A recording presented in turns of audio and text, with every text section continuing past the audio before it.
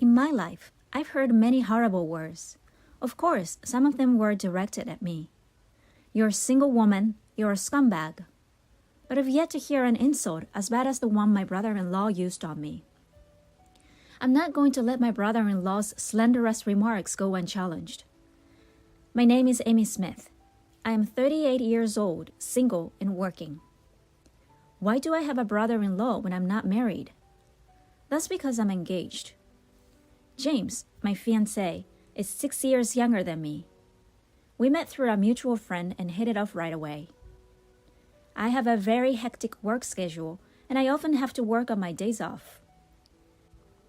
I met James in the midst of such hard work, and when I am with him, I could relax and spend time together. James is good at cooking and sewing, and a hard worker, all of which I am not. After we moved in together, he did housework and even cleaned my suit for me, which was extremely helpful. I am always sorry. I know you're busy too. I've reserved a table at a nice restaurant for my next day off, so let's have dinner together. It had become a habit for me to treat James to dinner like this, for the hard work he puts in every day, with the money I earn from my hard work. Don't worry about it. I can leave my job on time, and I'm not nearly as busy as you. Most importantly, I do housework because I enjoy it. James always says to me, "How are your family's plans for our upcoming meeting?" We had already met each other's parents shortly after our engagement, but we wanted to throw a dinner party for both families to get to know each other. James has one older brother, while I have two younger siblings. Instead of meeting at the wedding, both families suggested that we get to know each other beforehand. So we decided to bring both families together, parents and siblings included. "I'm sorry, but my brother can't come because of his work," James explained. "I know you're also busy with work, so please accept my apologies." "Your brother is a very talented lawyer, isn't he?" I asked James, who bowed his head. "I wish I could have met him, but if he's busy, then it can't be helped. We can meet at the wedding." In fact, I wasn't too worried, because I thought it was important for the couple and parents to get together, even if the siblings couldn't. My brother can be cold to people, so even if he does come, I'm worried that he might be rude, James said. He appeared tense. On the day of the party, my brother-in-law was, as it turned out, not present. James looked relieved that his brother wasn't there. My brother and sister were both there, and it turned out to be an enjoyable party. My parents-in-law and I had a good time, and my siblings seemed to be like James, which relieved me. It was a fantastic opportunity, and I only wish I had met my brother-in-law. The day came to an end with that in mind. I never imagined that when I met my brother-in-law later, I would think he was such a rude person, and that it was a good thing I didn't meet him at the dinner party. My mother and I were at the university hospital one day. My mother wasn't feeling well, so she was referred to this university hospital for a thorough examination after visiting a clinic near my parents' house. Other than palpitations and dizziness, there was nothing to worry about, but I decided to take my mother to hospital in case anything happened to her before the wedding. My mother, who is in her mid-60s, appears young, but she could be diagnosed with a serious illness at any time. She had worried me by delaying marriage until she was in her 40s, and I felt I owed her for raising my brothers and sisters so well. "Why don't I pay for you to have a thorough checkup, Mom?" I suggested. I had never felt so strongly before. This is what I have been earning money for. I want to assist in situations like this because I can't take time off for my family. Because the test could not be completed in one day, we had to go to the hospital several times. The tragedy occurred during the second of several hospital visits. The university hospital was extremely crowded that day with long lines. My mother and I were waiting for our turn with a cup of hot tea in a space away from the waiting area where we could eat and drink. My phone then rang. It could be a work call. I left my tea with my mother and went to a location where I could take the call. It was indeed a work-related call. It was a call to check that I was not going to change my surname at work when I joined the family register. I returned to my mother after the phone call and I heard some yelling. What was she screaming at in the hospital? I hope my mother is all right. When I realized the yelling was aimed at my mother, I dashed over to her. My mother rose from her seat and bowed repeatedly to the man in the suit. Who is he? He was wearing an expensive-looking suit as well as a luxurious-looking watch and shoes. Pullback hair, full of pride. The man who is yelling at my mother looks like a debt collector. He didn't appear to be my mother's friend, so I inquired as to what was going on. Excuse me for interrupting, I said. Did my mother harm you in any way? The man shifted his gaze to me and examined me from head to toe. She placed a cup of tea or something on the seat, and when I sat next to her, it fell and stained my suit. What are you going to do? I have business after this. I examined his suit more closely, and it did appear to be slightly damp. I apologized sincerely. Let me pay for the dry cleaning. I tried to say, but the man was unconvinced and interrupted me, yelling even louder. The man shouting inside the hospital naturally drew a lot of attention. A few nurses came out, and a crowd quickly gathered. I'll let you off with a cleaning fee, the man said, perhaps realizing that the situation had evolved. Do you have any contact details? How can I contact you? He inquired. Oh no, I didn't have my business card. I always have on hand on days like this. A security guard called out to me. Are you all right? Is everything in order? Is there a problem? The gentleman clicked his tongue and tossed his business card at my feet. Make sure you call me, he said. There's no point in fleeing. I have a close relationship with this hospital, and I'm sure they will share your information with me. What on earth is going on? My mother and I are both sorry. I tried to fight back, but he took one look at my hand and said, You're single at your age? Women are said to have an expiration date, but you're not only expired, you're unsold industrial waste. You're like raw garbage, a single woman. He was rude once more. As I was about to respond to the insult directed not only at me, but at my mother, the man took off running to avoid being pursued by the security guard. What's up with that impolite demeanor?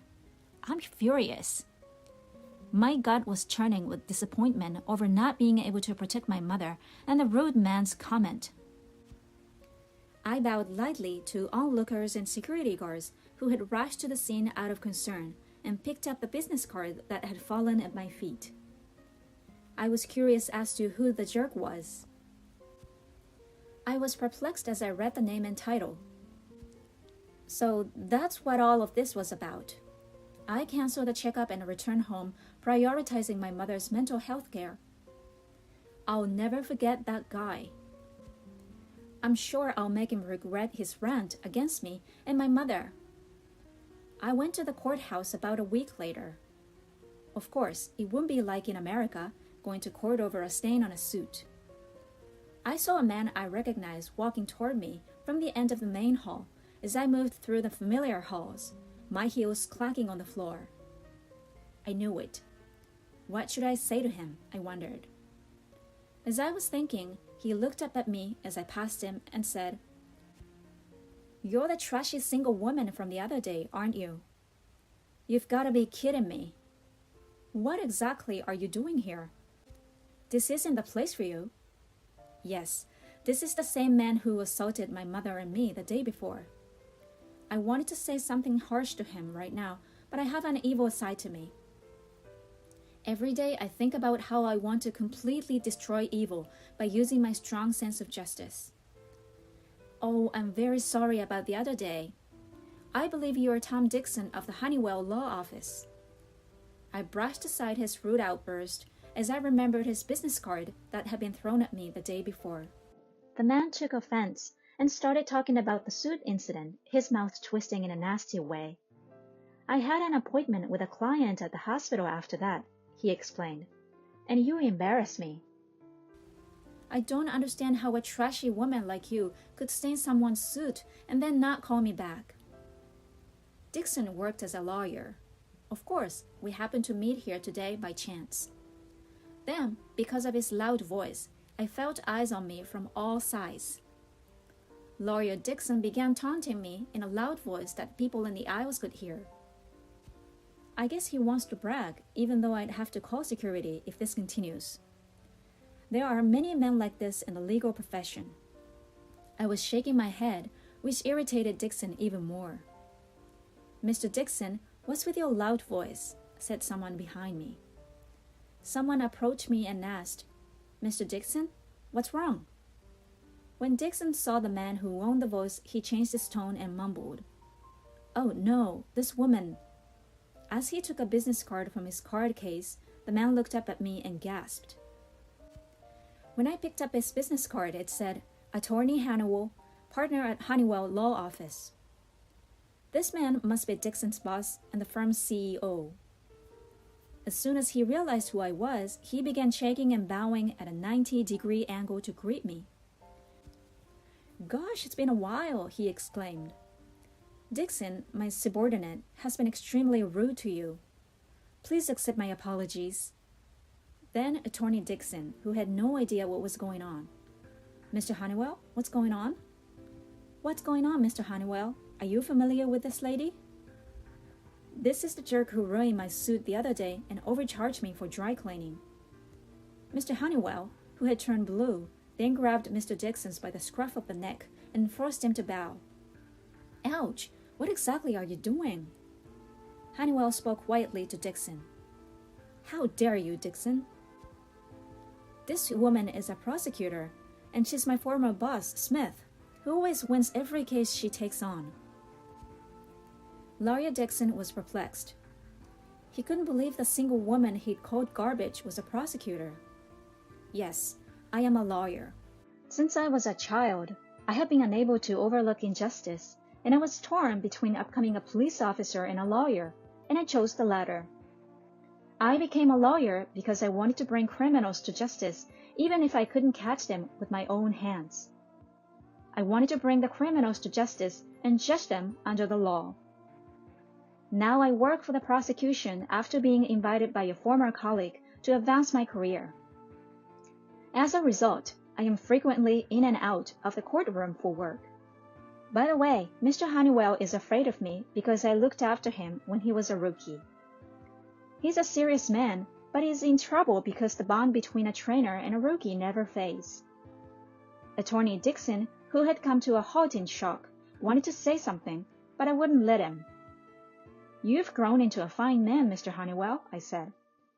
Mr. Dixon, I will pay your cleaning bill without delay. I apologize for being so busy with work. Is that okay, brother-in-law? Brother-in-law, said Lawyer Dixon, his mouth agape. No way, James's fiancé? He said aloud as he froze. I looked up at the business card he had thrown at me the other day to see if I could figure out what was going on. This rude man was, indeed, my brother-in-law, who had missed our wedding due to work.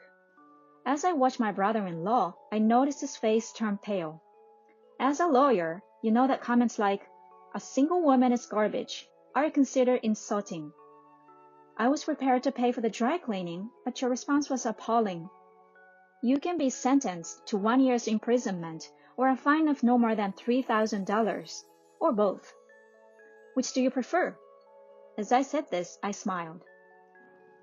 Attorney Dixon finally fell to his knees and bowed his high head, realizing that his position was in jeopardy. Please forgive me if the press finds out. I suppose assertive lawyers are more aware of the media. Sometime later, I had a successful wedding and now thoroughly enjoying newlywed life.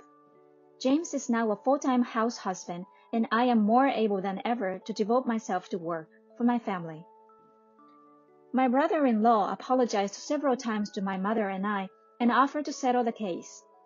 But I decided to ask him to write off the dry cleaning bill and forget about it.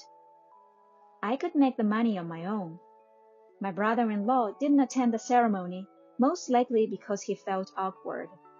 My brother-in-law's business has suffered significantly due to his attitude toward us, as well as complaints from other customers. I suppose bad deeds are exposed. I promised myself that I would protect this life so that we can continue to support each other.